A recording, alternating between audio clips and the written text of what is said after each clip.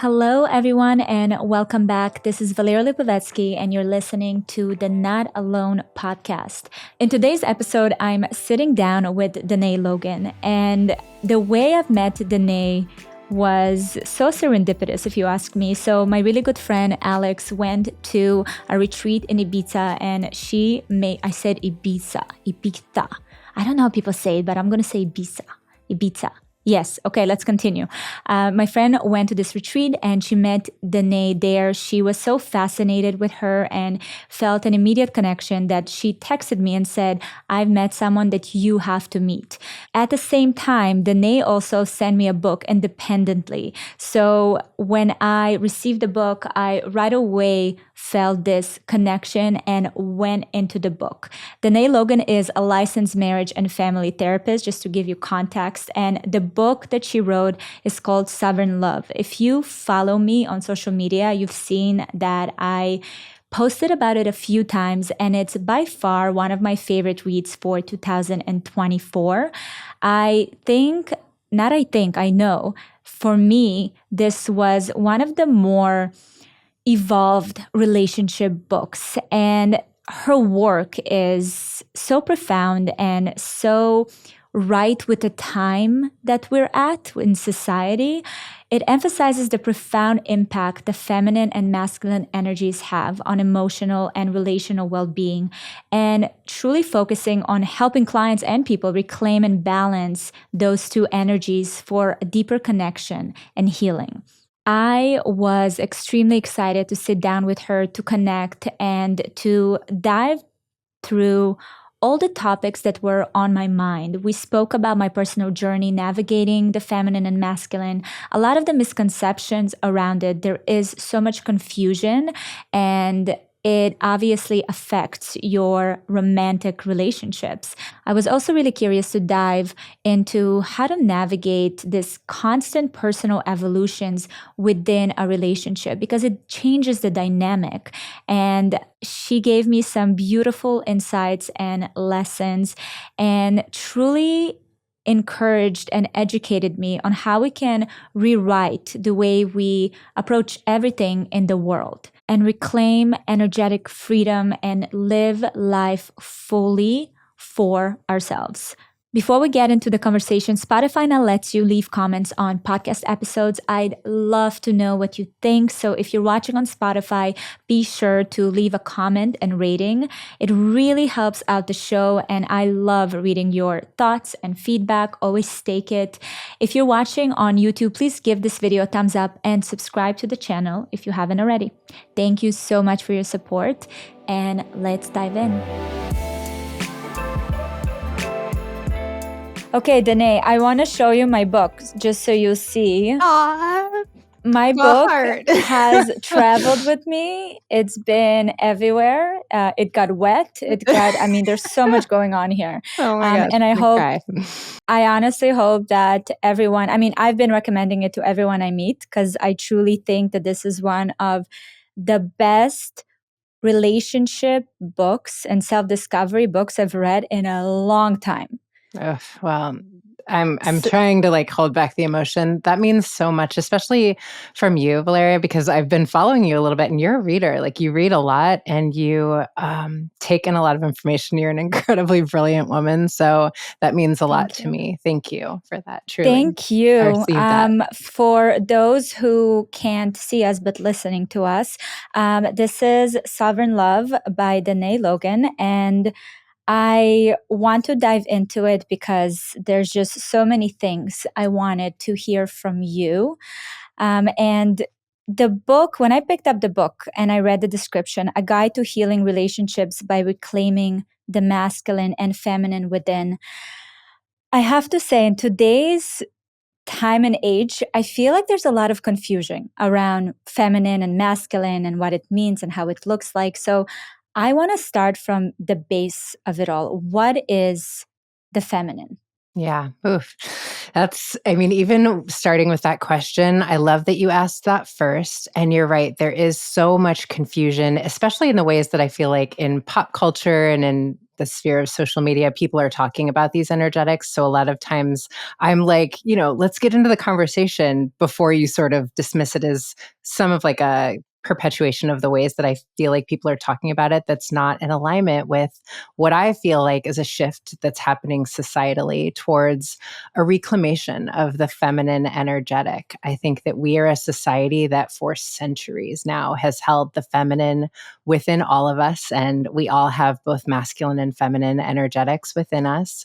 But we've all been really conditioned to hold our inner feminine with a lot of contempt, to not see it as valuable and necessary, and really where so much of our innate power and wisdom lies. And so the time that we're living through, the Aquarian age, is a time when, like so long ago, like during like the Thoth prophecies, they said was going to be a rise of the feminine principle and like a rebalancing of these masculine and feminine energetics within us. And so this Renaissance time that we're living through, like we're right at the beginning of it. It started at 2023, but we're starting to feel the energy of the feminine principle within all of us starting to rise, which is a really exciting time to be alive.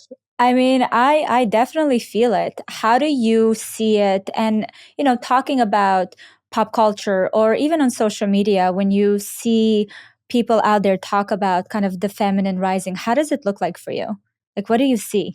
Yeah, I talk about in the book a lot of how we have been living in what I think of as like a wounded masculine paradigm for centuries. And so that's very like, competition, productivity at all costs, pull yourself up by your bootstraps. Like we are what we do and achieve and what we have. And those have been a lot of, especially in the West, our cultural values. And the feminine is really the essence of who we are for all of us. It's like the soul space. It's the part of us that knows how to trust ourselves and go with life's unfolding and play and be present and just really connect to like deeper meaning in life. I think we're a society that in a lot of ways, we've really been conditioned to turn away from or not hold a lot of value around like what is the like bigger why underneath why I'm doing whatever I'm doing or what's driving my life, and like what do I want to be the legacy and the things that I want people to remember about me when I'm done with this time in this body. And I think we're just,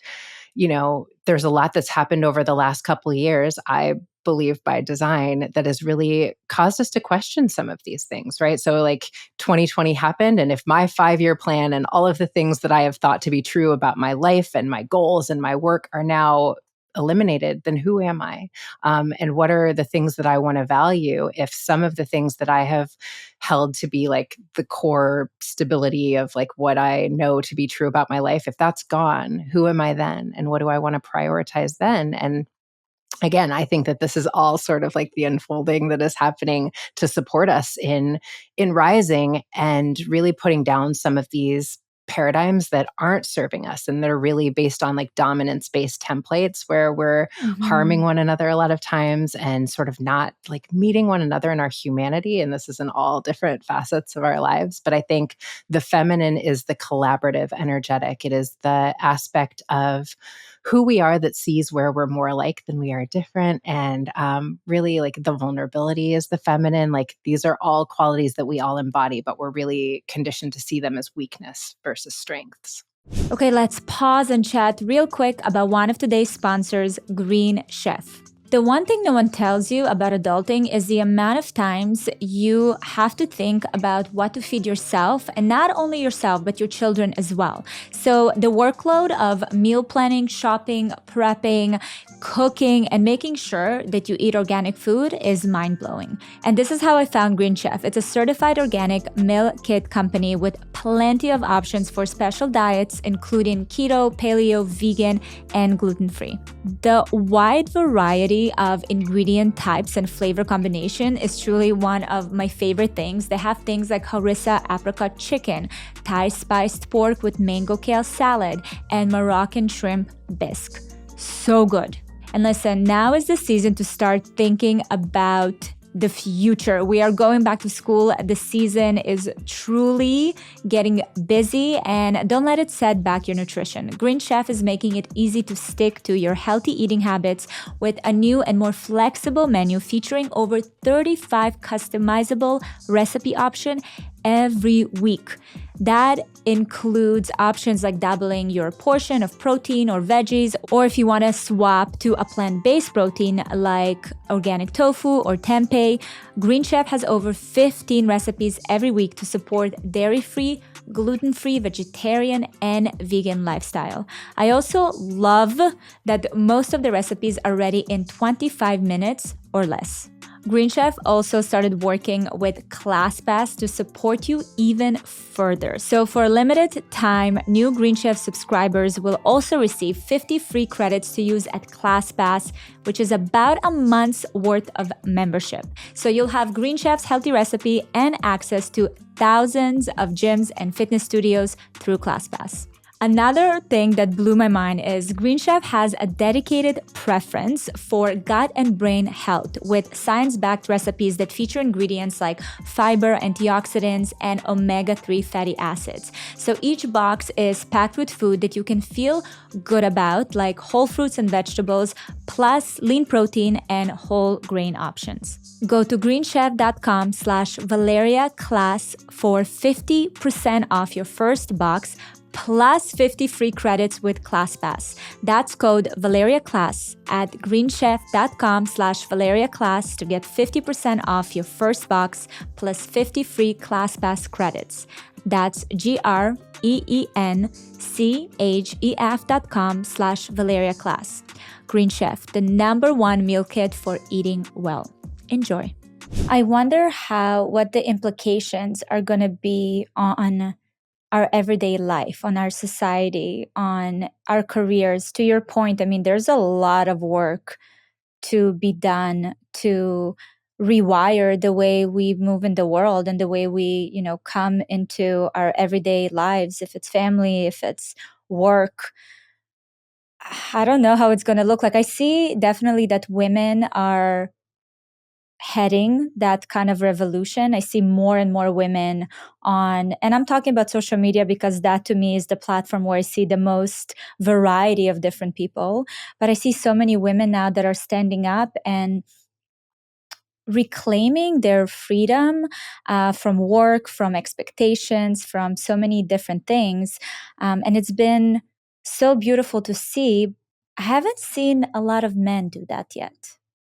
I want to hold space for where our brothers are in this process because there's been so much. Most of us were raised by mothers who really encouraged us to, step into our power as feminists. And, a lot of times at the dinner table, and you'll understand this, like I love watching your content as a boy mom because I feel you so often when you're talking about the experience of raising boys. But a lot of our mothers sort of raised us as women to be feminists, and that meant, we can do anything a man can do, and we don't need men, and we're strong on our own, and all of these things, and didn't really think about what it felt like for our brothers that were sitting at the table while our mothers were having those conversations about like what was so toxic about masculinity and why masculinity was, problematic. And it's not that those things aren't true, but it didn't really give men a lot of space to understand as women rise, what is our role in that? What does that look like for us, right? And so what it has looked like and what I see so often with the couples that I work with is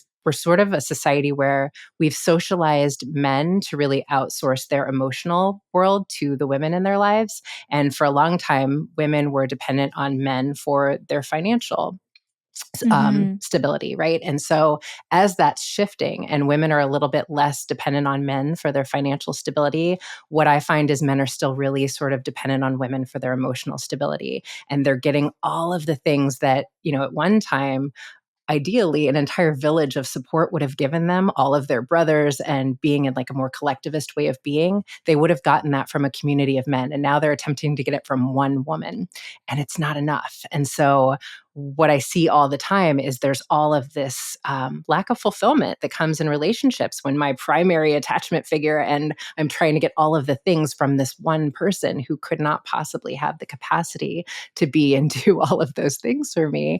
And so it's like we've got to spread it around. But I think from my perspective, and the term toxic masculinity kind of makes me shudder a little bit whenever I hear it. I don't love it because we're sort of a culture that teaches boys to shut down their emotional world and to be stoic when they're very young. And I think having a little boy myself, I watched how much, he's 7, but from the time he was going to preschool, he was just like so open-hearted and so like beautiful and loving with his little friends. And he'd be like, let's hold hands and cuddle. And they'd all be so sweet. And I'd be like, where's the transition where we start to teach our little boys to like cut themselves off from their hearts? And really what that amounts to is them cutting themselves off from their feminine, right?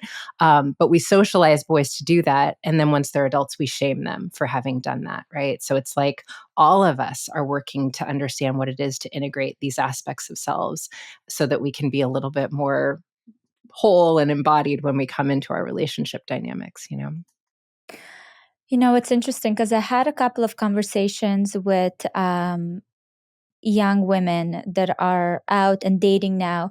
And there's definitely this air of like, I'm tired to explain and to teach men how to be, a certain way.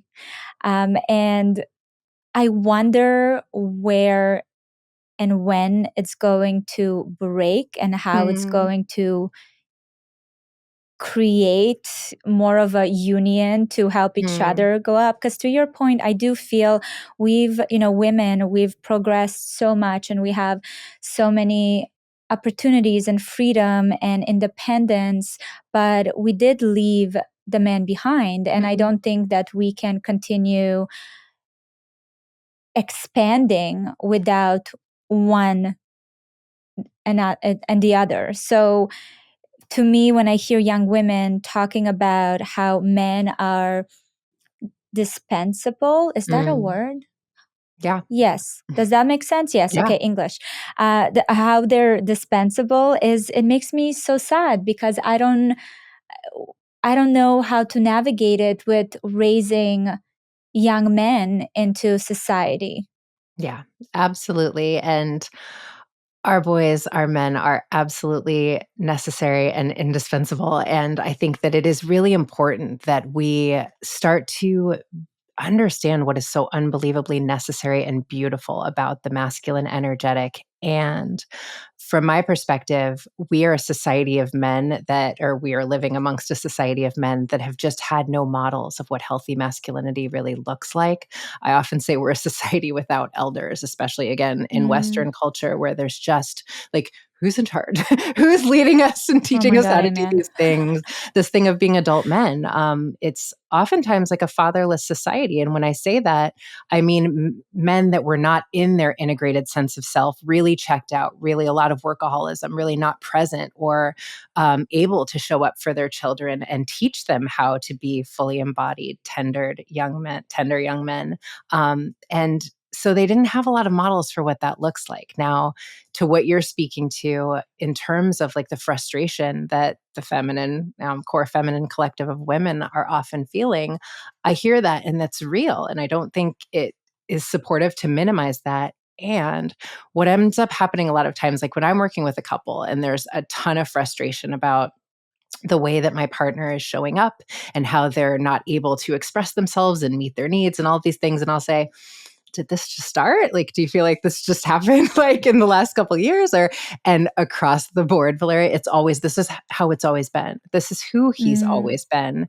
And because the feminine is the expansive energy that always sees where things could go and how we can see like the big picture, like that's just like our gift as the feminine oracle a little bit. We will see potential in men and we won't really understand how men process the world, which is a little bit more within a linear framework. So for the men in our lives, it's like, if it ain't broke, don't fix it, right? They're just sort of like problem solution, which is why you always hear women like, I try to like connect and talk to my partner and he's just trying to fix my problems and I just want to talk, right?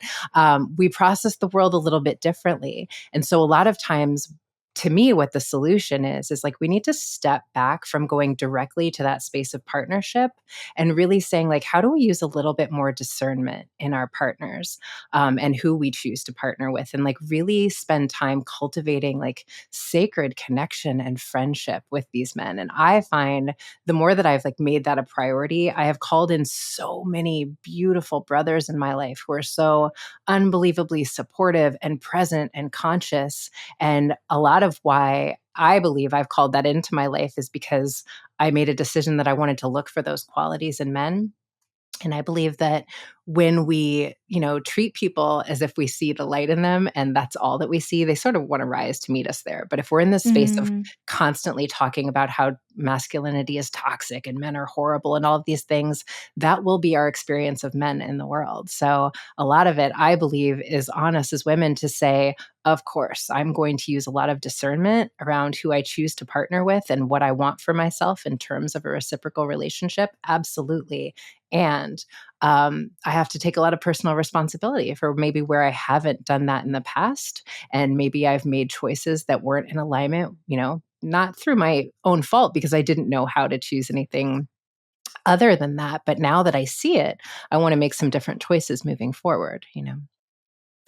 When you talk about that sacred connection, how do you build that in a Mm, relationship? So you find somebody that you see the light in. You're like, this is, to your point, seeing potential. That's so funny because it activated all these like memories of my mother choosing her partners. mm, And I used to always, as I got older, make jokes around like my mother loves potential. mm. Unfortunately, a lot of you may be able to see the potential, but a lot of them don't rise up to that potential. So That's right. how do we navigate that as women when we choose our partners? Oof. Yeah, it's a big question. I think the first thing is to slow down. I talk a lot about in the book that so much of the ways that we are conditioned, like from the beginning with fairy tales as women, is like the goal is to be chosen and you are worthy because someone has plucked you up and decided you are worthy and chosen you to be their wife. And that sort of lives in our tissues. And it's a lot of how we experience the world around us and how we start to navigate dating and relationships. But a lot of that, I believe, we're starting to understand is like, that's my work to really affirm my own worthiness for myself. Mm, And when I do that, I'm not in such a rush to like partner off because I'm not believing that I'm incomplete. And if I slow down the process a little bit and really take time to get to know someone and really see, like, are we aligned in what we desire in terms of what we want to build together in our lives, right? I always say couples need three things to have a sense of like authentic fulfillment in the long term. And it's inspiration, respect, and a shared vision. And I think if we don't like slow down a little bit to see, like, are we on the same page with what we think our lives could conceivably look like and what looks like fulfillment to each of us, then we sort of jump the gun. And a lot of times we get the physical intimacy involved, which brings a whole other, yeah. energetic thing into the picture between us. And a lot of times it's just what we've done because it's what we've been conditioned to do. But I think in order to recalibrate the way that we're meeting one another relationally, we really need to slow down our process with partnering. And if we're in a partnership, really taking a lot of responsibility for one, where did I do that when I didn't know how to do anything differently in the past? But now, how do I take a lot of responsibility for really filling my own cup in all of those ways? And then the relationship either rises to meet us in that space of our fullness, or I believe it changes form as I need to. But something I love about watching your content is you are just such a beautiful model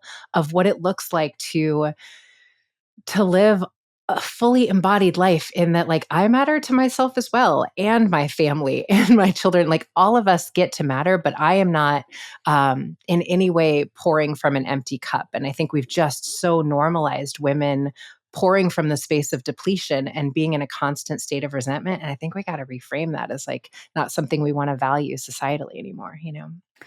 Absolutely. And I love that you shared that because also in your book, you talk a lot about your own journey because you were married and then you got divorced. And Mhm. it's funny because I was talking to an acquaintance of mine and I was sharing with her that I was holding your book and I said, "Oh, Dené's coming on my podcast." And she's a marriage therapist. And she's like, "Oh, is she married?" I said, "Well, no, she actually got divorced." She's like, "Well, then how is she giving advice?"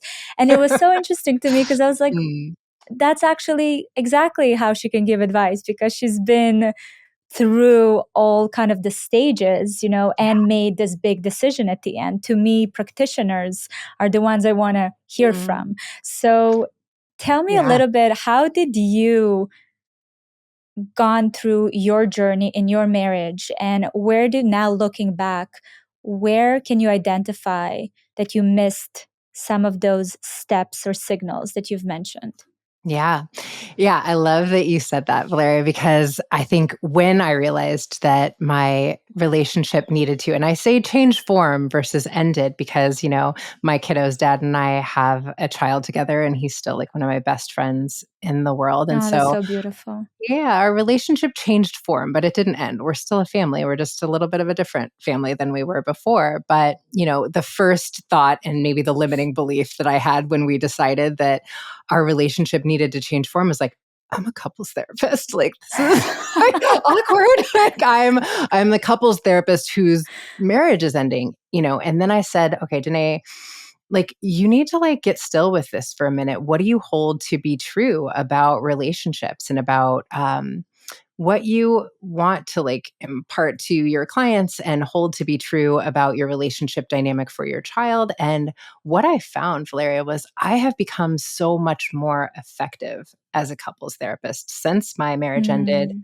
for the precise reason that you're talking about. I think there's, anyone who's experienced any sort of death, I find holds life with a different level of reverence. Like you'll lose someone and all of a sudden the people in your life become so much more sacred. But in so many ways, that has been how I have come to hold love in relationships as like a really sacred gift that none of us are promised. It is an incredible privilege to have someone in your life that loves you, and to have someone to walk side by side along this path of life supporting you. It's a gift. And I think so much of what I see with couples is we start to take that gift for granted a little bit. We start to feel entitled mm-hmm. to our partner. We start to take for granted, that they need to be all of these things for me to feel okay in my skin. And a lot of times, it's a distraction. It's a way that we're sort of really outsourcing our power and using whatever's happening in our dynamic as a distraction from the things that I don't really want to look at within myself.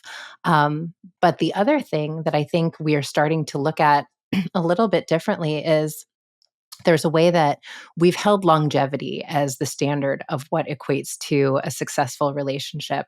And I often say, like, my relationship with my child's father has been one of the deepest soul connections of my life. Our relationship was in no way, shape, or form a failure. It was developmentally appropriate for me during the time period that we were married. And then we realized at a certain point in our development that we didn't have a shared vision anymore for who we wanted to become and what we wanted our lives to be. But I joke in the book about how a lot of times you'll go to weddings and, it'll be like that dance where everybody dances and then the couple that have been married the longest, like sit down each time they like call Yes. out the years you've been married, and we're like all shouting and like clapping for the couple that have been married the most years. And it's like, nobody knows anything about their marriage. Like, as a couples therapist, I'm like, so if they've been hating each other for 50 years and treating This each other could horribly, be a very toxic right? relationship that Why we're are we clapping to clapping? it. We don't know anything about their marriage, right? But I think we really That's need to so true. normalize that we go through developmental stages. And sometimes that means we do that with one person. But I always say to couples, if you're with one person for a lifetime, you're going to be with 4 to 5 different people within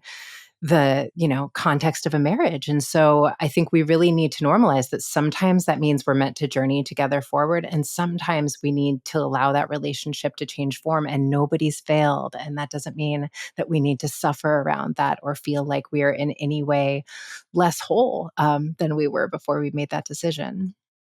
Uh, it reminds me after I watched this documentary about Jane Fonda. I think it's called Mhm. The Third Act. Yes. I love her. She's so legendary. And it was so interesting to me because I left the documentary just being in awe how Mm, throughout her years, she had different moments of even herself, the way she experienced herself through the man she was in. Because I think she was married or had like 6 or 7 significant relationships throughout her life. yes. And with every relationship, you can see how she spoke differently, she behaved differently, Mhm. she dressed differently, she looked differently.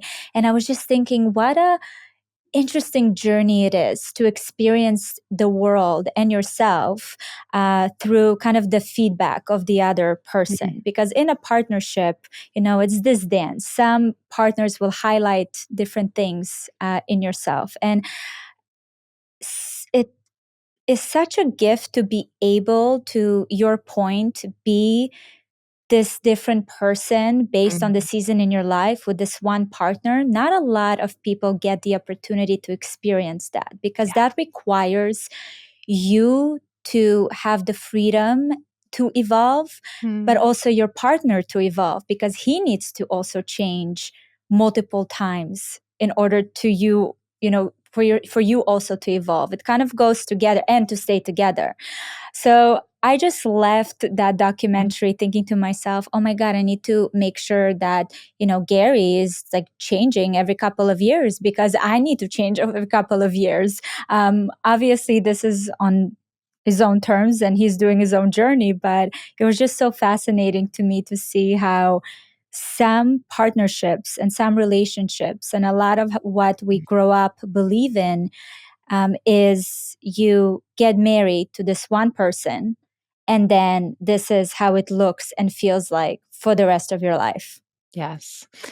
Yeah, and I watched that documentary as well, and I loved it. And I think that, what is so interesting, and I love the way that Jane Fonda speaks to this, is that there's all of these ways, especially as women, we've really been conditioned to morph ourselves into whoever Mm-hmm. we're in relationship with needs me to be, so that they will love me. And a lot of times that has to do with our attachment wounds. And that, if I am the fullest embodiment of myself, if I take up a lot of space with the truth of how I feel or what my needs are, or, there's this thing when we've been in long term relationships, we always can tell the things that like we can say or not say that our partner can tolerate hearing.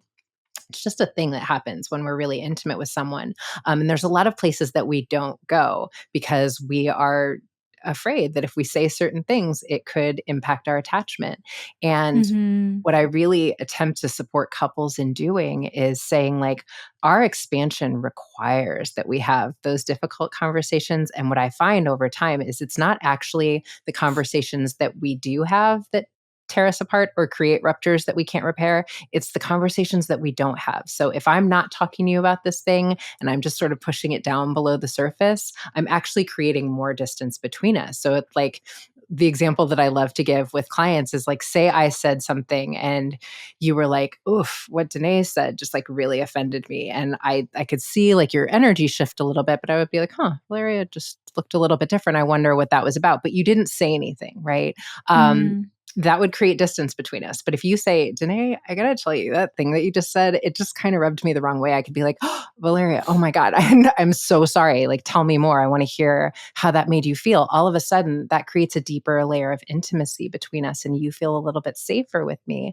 And so it's like we're conditioned not to say these things because we think that's how I'll stay attached to someone, when it's actually the opposite. When we don't talk about it, it actually creates a lot more distance between us.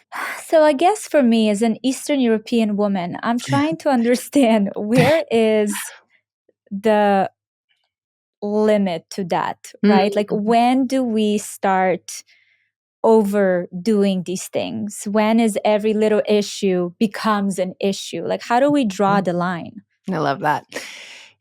Well, a few things. First of all, I love Pema Chodron's work and how she talks about when you're approaching any conversation, ask yourself, is it kind? Is it necessary? Is it helpful? Right? So a lot of times it's like really getting clear on what my intention is. A lot of times we've gotten to the point where, to your point, we are sort of like venting every frustration or discomfort or, feeling I have to my partner. And that can present its own set of issues. But I think, when it comes to the things that are like the things that we need to unearth and have a conversation about, it's really taking a lot of responsibility for why this feels important to me and what my intention is with this conversation before I bring it to my partner. So I always Mm. say, when it comes to needs, and I feel like we've gotten to a point societally where like all we do is talk about getting our needs met. And, I think It can get exhausting. yes. And sometimes I think some of these needs are arguable. I'm like, a lot of these are desires, but they're not actually things that you quote need. And a lot of times, like, I couldn't see that in my own relationship dynamics until I didn't have someone there to meet those quote needs for me. And I was able to do it for myself. And so it's like a Mm. lot of the things that I was calling needs were desires. And I wasn't wrong for having those desires in a partnership, but there was a way that I felt entitled to having those needs met in a way that a lot of times wasn't really, holding my relationship with a lot of reverence and respect for that other person.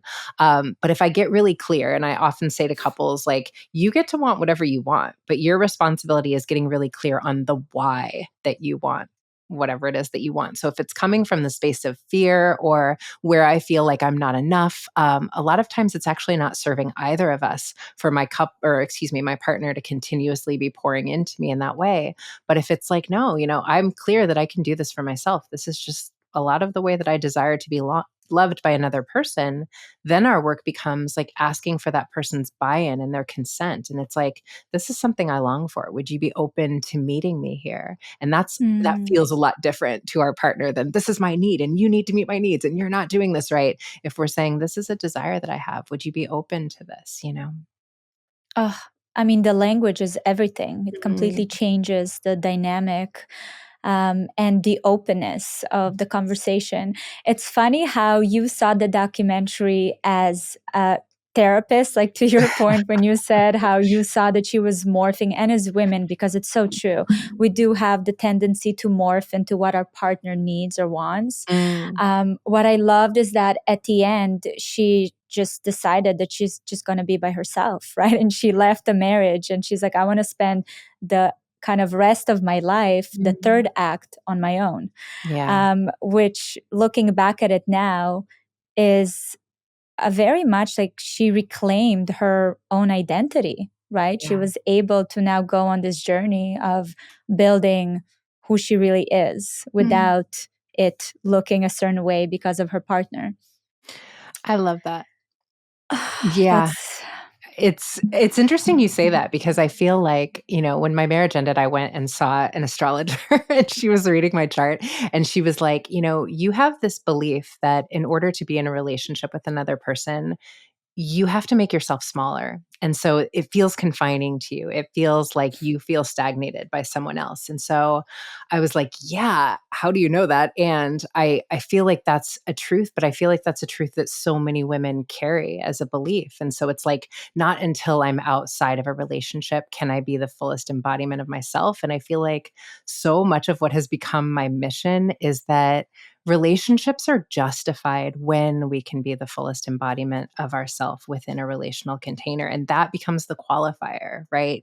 mm, And I think that it's absolutely possible. It just requires a lot more like authentic communication and really like taking up space with, the fullest embodiment of self. But I do believe, and I'm seeing more and more that we can do it. And you're a beautiful example of that. And I believe that we are moving out of codependent paradigms in terms of the ways that we understand we are meant to relate to one another to a more interdependent model. And that is like precisely what you're describing in that way of talking about relationships. And what that is I fill up my own cup energetically. I fill myself up. That's my job. That's my responsibility. You fill up your cup. You take care of yourself well. That's your responsibility. And from the overflow, we pour into one another.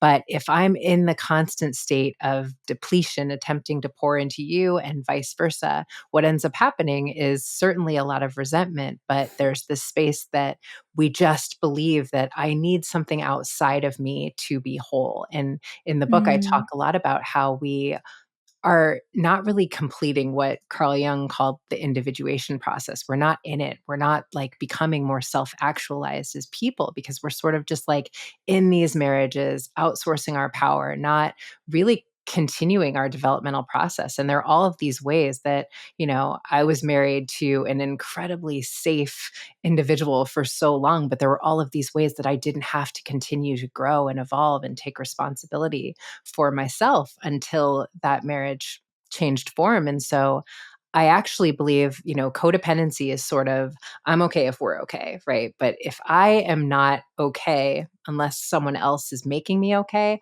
that means that I'm sort of dependent on that person for my okay. And what's fascinating, Valeria, is I used to work in the realm of addiction recovery before I went back to grad school to become a therapist. And when I started working with couples, I was like, oh God, there is so much about our relationship dynamics that are so similar to the cycles of addiction. And we're just like getting this hit of like, oh, I'm okay because the person has texted me, or oh, I'm okay because I can control them in this moment. But it's really like we're never like fully okay when we need someone else to feel that deep exhale within our skin. And so I don't believe on a soul level that's how we're meant to live our lives. I believe we're meant to be thriving and knowing that we're whole so that we can pour into one another and actually see the person in front of me versus what ends up being like seeing them as an object that I utilize to make me feel more comfortable moment to moment. And not only is it not sustainable, but it's not actually about our love for them. When do you feel that realization, if it happens from your experience with, couples, is there usually something that happens in kind of their timeline of marriage Mm. that brings that to surface? Because a lot of us can recognize that this is an addiction. Even you saying that, I actually highlighted it in the book, Yeah. how you mentioned that this is society's addiction today. Um, Yeah. when does it surface where people are like, okay, something here is not right? A large percentage of couples come to see me when there's been some sort of a rupture, like an extramarital affair, infidelity, and it's like we're at this point of crisis. And so we're really now having no choice but to, unearth all of the things that we haven't looked at and start to look at our relationship with a black light, a little bit of a magnifying glass on the way that our dynamics have unfolded. And I have a little bit of a different perspective on when those ruptures occur because I tend to look at the whole system and it's like, okay, so how was this family system or this relational system functioning that led to this unfolding? And it's not to like place blame anywhere or like alleviate fault. It's just like I'm actually not really interested in the quote fault as much as it's like, can we understand how we got here and maybe what need was attempting to be met in whatever the affair was or this thing that unfolded that I felt like I needed to get it in a way that was out of integrity with the person that I say that I want to be. Meaning, I actually, again, I think when I look at things like an extramarital affair, there's always like something that feels very similar to an addictive tendency to me, like the Mm, ritual and the secrets and the high and the like, this is the thing that I'm getting like a euphoric rush of something that reminds me of the way that I felt when I was young and carefree. And all of those things are very similar to the things that addicts express when they're like, whatever their drug of choice is that they're talking about, right? Um, and so if we look at it in the same way that we would approach recovery from an addiction, it becomes what were you getting from that thing that you didn't feel like you were able to experience or feel safe expressing in your relational dynamic. And again, that just takes each person really looking inward and taking a lot of responsibility for the things that they weren't saying or weren't expressing to their partner because they didn't feel safe to. But then it's like we get to start with a baseline of just a lot more honesty. And, you know, I talk a lot in the book about how we've all been raised with sort of an ownership template of relationships. And that, like, when I have a person, they belong to me. You're my partner, you're my husband, whatever it is. And a lot of times that can just bring a little bit of complacency to our mm, relationship dynamics because it's like if you're mine, I kind of take for granted that you're always going to be here and I don't need to be really present with who you are and who you're becoming and all of those things that we're talking about. And a lot of times I find when there's some infidelity, something has happened that has brought some sort of like an existential panic to the person that and this is, not always, but it's a very common thing. And so when they're in that space of existential panic, like a parent dies or they lose a job in a way that they're like just like really questioning who they are and their value in life and all of these things, they want something that makes them feel a sense of life force again. And mm, so when I really started to think about like what in our relationship dynamics creates like a deadening of that life force, it's the way that we've been really conditioned to put attachment over everything else. And if we're in an attachment based model of relationships, it creates a whole lot of safety. You're not going anywhere. Like, we're in this bunker together forever, but it doesn't create a lot of aliveness, a lot of life force, a lot of the feminine energetic, right? So the attachment is the masculine, the aliveness, the eros is the feminine. And so because we're a society that doesn't really value the feminine, we have pretended that like we don't need to think about the feminine. We don't need aliveness in our marriages. And mm. that does not come without a cost because when we feel like, you know, time's a wasted. I'm going to die eventually. All of a sudden, we are like desperate for the feminine. We're desperate for aliveness and meaning and life force and all of these things that we've just been conditioned to believe we can take them or leave them, but it's just not true. And so, yeah, that's a lot of where I feel like that comes from.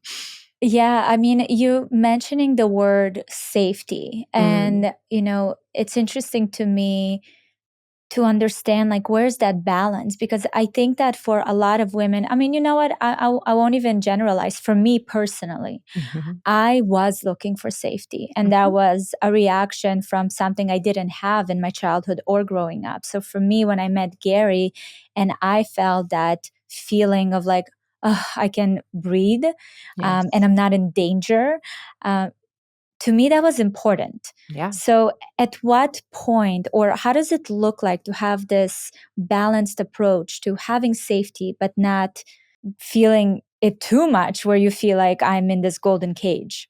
Yeah.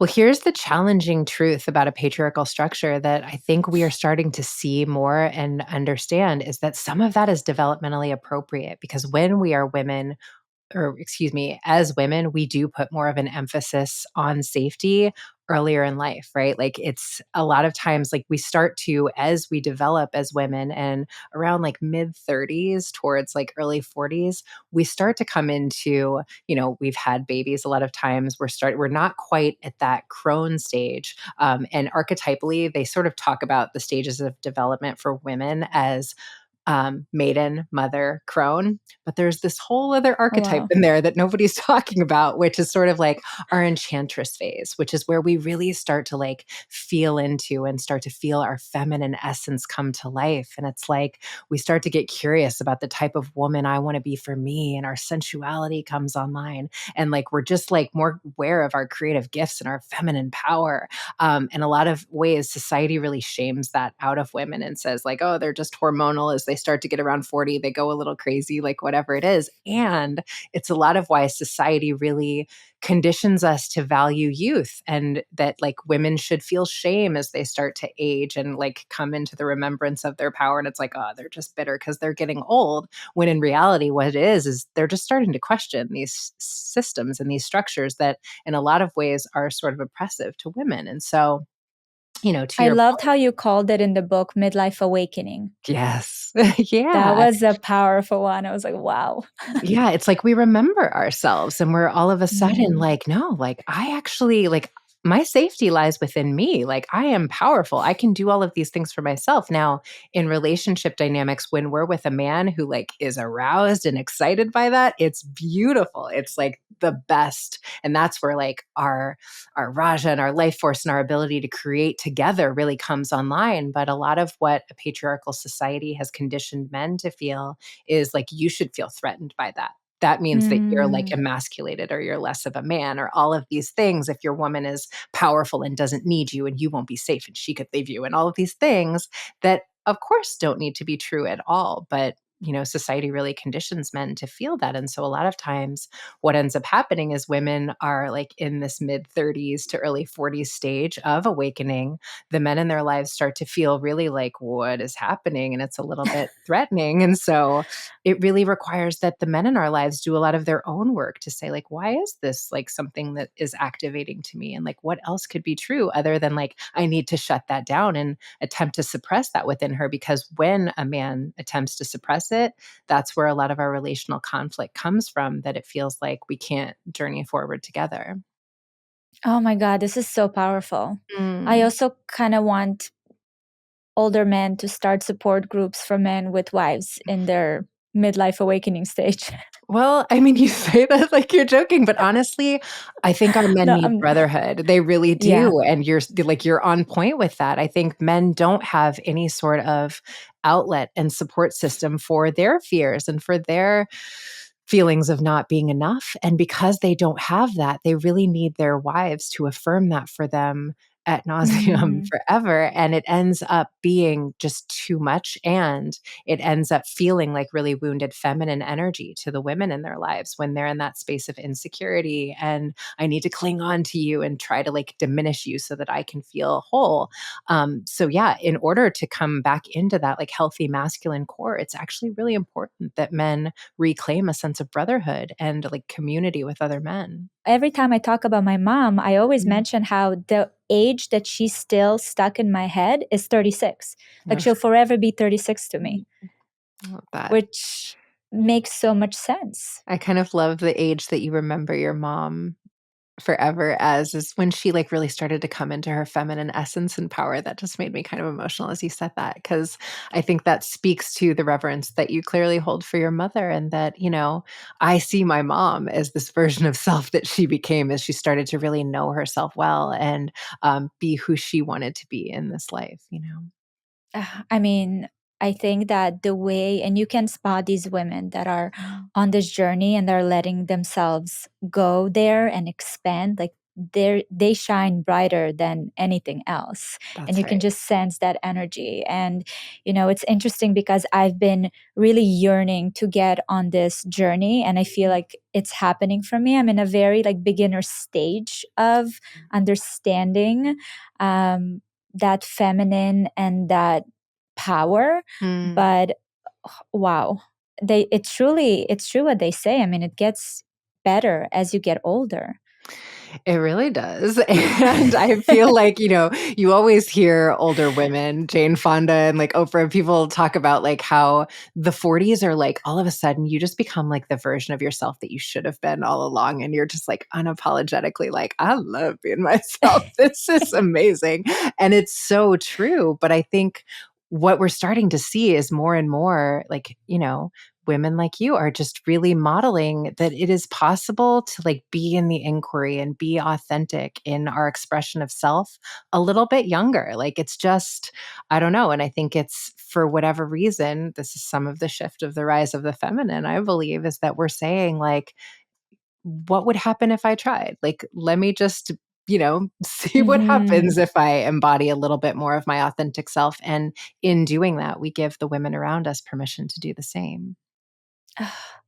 I love that. We talk a lot about feminine, but you also mentioned the masculine and how important it is. And Mhm. I would just love to have an understanding what is masculine leadership, because I think that Mm. that's also something that has been so misunderstood online, and the messaging of, to your point, of the toxic masculinity and all the things around that.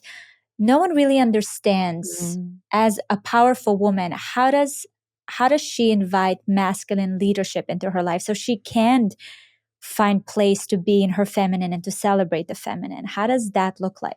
Yeah, I love that. You know, if I were to say what masculine leadership is to me in one phrase, it is a sense of self. And that's however that masculine energetic shows up, whether it's in a man or a woman. But it's like when I know who I am, and I've been sort of through the ringer with life, and I've been tried and tested, and I've built a sense of self and a sense of self esteem through that. Then it's sort of like this unshakable core that I have. And of course, life will have challenges and I will feel afraid and activated. But at the core of who I am really clear and I can't be talked out of it. And I think there's a way that we used to, in more collectivist societies, have initiatory periods for young men. And what that would look like is the elders or the guides of the community would come in and sort of take young boys from their mother or their family structure, and they would initiate them into manhood. And a lot of what that looked like was them going off into the woods or whatever they did and sort of like being tested in terms of their ability to take care of themselves and stand in their manhood. And we don't do that anymore. The closest thing to sort of an Mhm. initiatory process that young boys have is like really objectification of women and how many women you're conquering, and like things that are really not based in an authentic sense of power. It's really like how I'm perceived perceived externally as being powerful. And whether that's, the material things that I have or the woman that's on my arm or whatever that is, but it's not actually that man coming into a solid sense of self. And what I find so often is that like this happy wife, happy life template, which is like nails on a chalkboard. When I hear it, I'm like, stop saying that. Because more than anything, what that says to me is that man probably is not taking up a lot of space with his authentic self. And what I see more than anything in couples a lot of times is a man will just come in and nobody's really asked him about himself and how he's doing really. There's this thing of Mm. like, just because I carry it so well doesn't mean it's not heavy. And if we look at societally, what's happening with men, we're in a little bit of a crisis with men in our society. Men commit the majority of violent crimes. White cis hetero men are the number one population dying by suicide. Men are struggling. And so much of this, I believe, is because we're not really giving men an opportunity to know who they are. There's a lot of like spiritual bankruptcy and like a lack of like authentic meaning in terms of their lives. It's like, if I don't make a certain income and, have a certain amount of attention from women or like whatever it is, then I think I'm nothing. And as we were talking about earlier, there's all these ways that women have started really coming into their power and are able to take care of themselves. And men are really feeling left behind. And like, I don't know who I'm supposed to be. I don't know what that looks like. And so Mm. I think we're living through a time where I'm so invested in celebrating men and masculinity, probably because I'm a boy mom, but that like I think we need to really say, like, let's invite our brothers in to the conversation, not because we're looking to partner off. That's not what this is about, but because we want to teach men that we value masculinity and we are all Mm. invested in the rise of like healthy masculine energy within a society. I definitely want to see more of older men on social media leading those conversations. Mm, I think that a lot of the progress and a lot of revelations that happened for young women today was because they had an example, and the mass communication, right? that's right. And that's what needs to be more and more amplified. And I mean, I always send Gary these random accounts Mm, of men online that are trying to build that, trying to build those communities and those movements. And that always just touches me so, so deeply because we need them now more than ever, that's honestly, right. for the sake of women, for the sake of men, for the sake of just like a healthy society as a whole. Yes, absolutely. I think this thing of feeling like we're done with men, and this is a sentiment that I hear so much from women. Men are half the population, and like Yeah, we we're not all need gonna to. do well Yeah, without them. we're not going to be able to like be done with men. That's not really a realistic solution. And I think that it's so much of us saying like we need to take a step back from some of the nuclear family templates of like this is what needs to be prioritized to just a more community based way of being. And how do we decide that like our children are all of our children, right? Like there are Mm. cultures where it's like everybody looks out for everybody's children. Like we are a community and that's what we prioritize. And what I was so struck by in 2020 was how much when we didn't have a choice, all of a sudden we started to get to know our neighbors. And it's like, listen, I've got to work, you've got to work, we've both got kids. Could we figure something out where I watch your kids for half the day, you watch my kids for half the day, or we bring in someone to help us with, teaching the kids in the backyard, whatever it is. And it's like, we know how to do this thing of returning to community when we're open to it. But I think more than ever, like we need to decide, like, these are all of our men, these are all of our boys, like everybody, like basically we just need to all care about each other We need to again. care. Yeah. Yes, But it's like, absolutely. yeah, that's, I think the evolution of our consciousness is that's what it looks like. Wait, you mentioned that you do work with men groups. There's such a thing?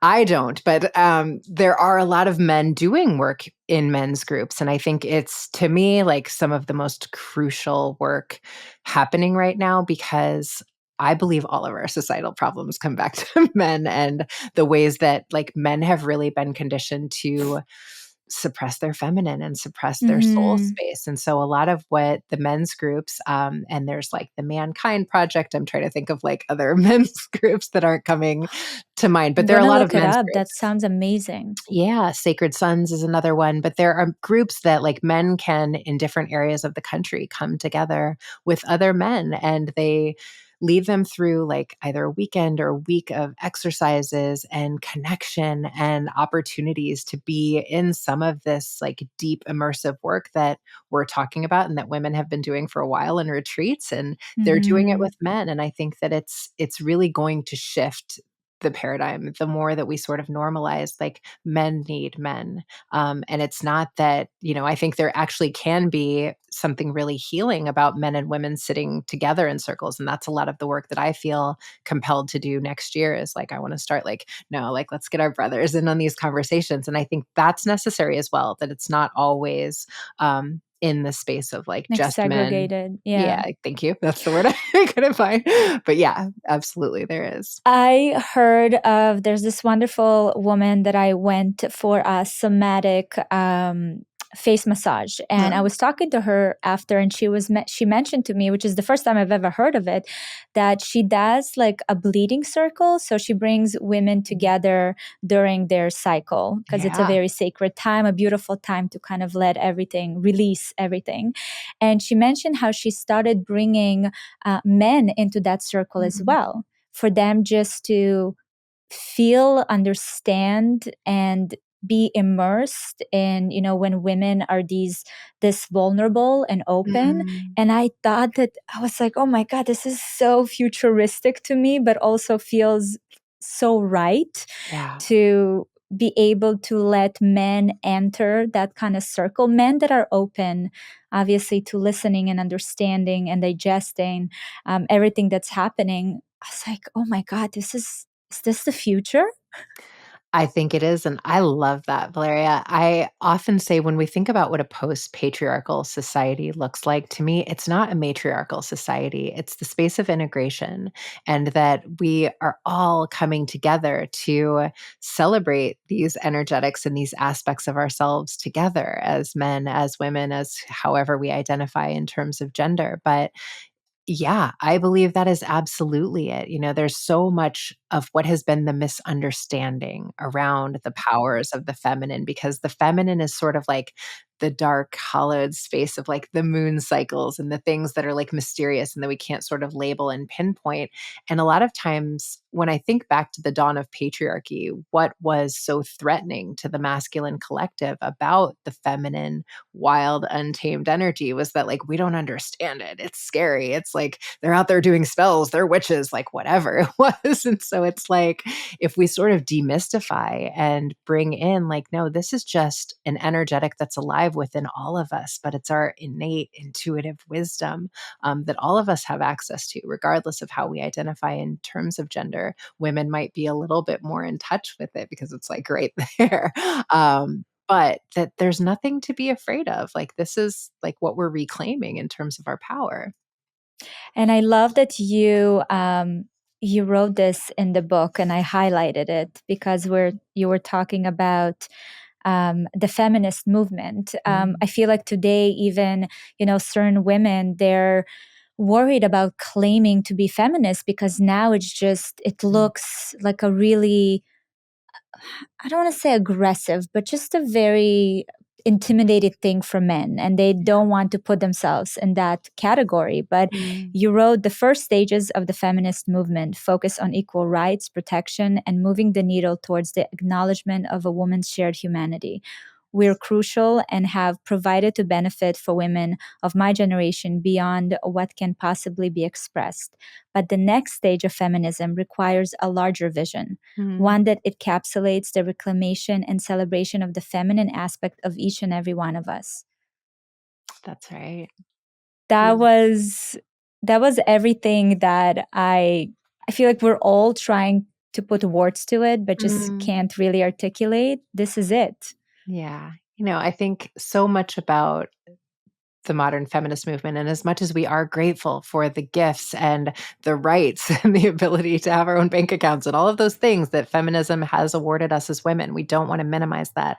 And Mm-hmm. in a lot of ways, what it conditioned us as women to do is really continue to operate from this wounded masculine way of being. And it's like, I can do everything a man can do. I can be just like a man. And it's like, well, if these are wounded templates of masculinity, is that, something any of us really want to embody? Like, is that like beneficial to anyone to be in that space of just like really cut off from my heart and my play and my ability to be vulnerable and trust and all of those beautiful elements of the feminine that I think, feminism in a lot of ways didn't really teach us as women to revere those aspects of our essence either. And so to me, the like empowered reclamation is like, yes, absolutely. I am a feminist and I'm a feminist who loves my feminine essence and wants to celebrate Mm. all of the beautiful aspects about what it is to be a woman. And to me, the most like glaring way that we sort of like are in resistance to patriarchal structures is like, I will not be in dominance of anyone. That's like, we're done with that. And that includes men. Like, I will not meet men with a wounded masculine framework of how to be in relationship with one another, because that's just perpetuation of the same. So when I celebrate men and I am like, adoring of the masculine collective, to me, that's like my most empowered version of being a feminist. So, speaking of women being in that feminist essence and making sure that we're cultivating it, are Mm. there any questions or any thoughts that we can keep in mind to just bring us back to finding and reclaiming that? Love that question. I think so much of our societal structures have taught us that life is hard and you need to be constantly struggling and you need to be, you know, feeling bad about where you are thriving and where you are actually like grateful for your life and enjoying all of the gifts that life has to offer and the abundance and the richness of the time that we have here. We're really conditioned to feel shame about that, like when we're feeling good and like when we're grateful for our lives. Again, I think you're such a beautiful example of someone who holds this beautiful balance of keeping it real and also celebrating your life and being grateful for all of the beautiful gifts in your life. And I think we need to normalize that so much more.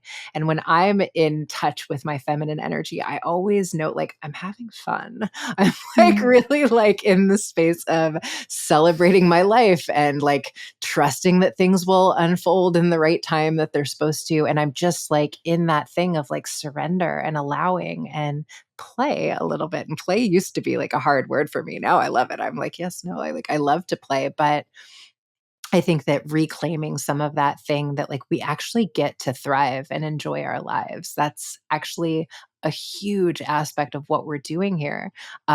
Is a lot of how we reclaim that feminine and allow the feminine to rise within us and within all of us.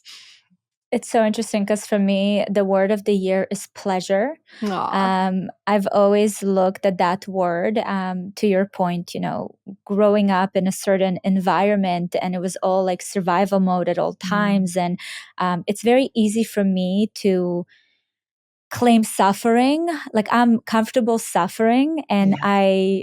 I'm always even look at it in a fond way because I know that I'll come out with so many lessons and Mhm. understandings from it. But I don't have the same feeling about pleasure and fun. And it's so crazy to come to that realization that I don't let myself celebrate that and I don't let myself cultivate more of that in my life because it feels like an obvious thing. But I find that a lot of women in my life Mm. don't have that ability to honor pleasure and to invite more pleasure into their lives. Yeah. We're so conditioned to hold like a good woman often carries a lot of like martyrdom energy and that like suffering is sort of like the badge of like you care and you're serious and you're like in this space of I don't know like what's the word I'm looking for? That we're just sort of like self-deprecating or like minimizing of our needs, and that's what makes us a good Mhm. person. Or even like when there's suffering in the world, we imagine like I should be suffering too, because that makes me a good person. Like we can suffer enough to alleviate the world's suffering. Like it's not actually one, like based in the truth of like what actually brings us to the space of rising collectively. But also, I think there's so many ways that it just perpetuates more of the same. It's sort of like we have to have models of, like we were talking about with men, but like what it can look like to thrive. Like I really am always so moved by how the more in my life that I have surrounded myself with people who have what I want, or who are living lives that I admire, or who are like unapologetically taking up space as their authentic selves, like it becomes like it gives me permission to do the same. I love that Nipsey Hussle said, if you look at your circle of people and you don't feel inspired, you don't have a circle, you have a cage. And I think that the more that I surround myself with people that I'm like, I am in love with my friends, I am blown away by how inspired I am by the way that they move through the world, I just feel so much more inspired to be that thing that I look up to in them, right? So yeah, I think when we shine and when we thrive in our lives, we actually give people around us permission to do the same. I absolutely love that. Dené, you're my new friend because you inspire me to Aww. live in a different way. So I hope it's mutual. This was so beautiful. Honestly, guys, if you enjoy this conversation, if you want to tap into understanding the masculine and feminine and relationship, this book is gold. I am so excited to recommend it to everyone. Dené, thank you so, so much for your time and for this conversation. And I hope it's the first of many.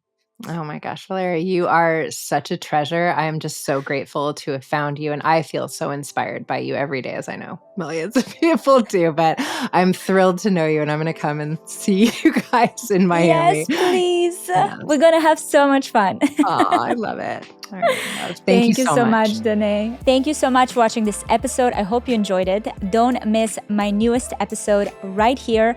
And if you're listening to the podcast on Apple or Spotify, please go and leave a review with your biggest takeaway. I love reading your thoughts.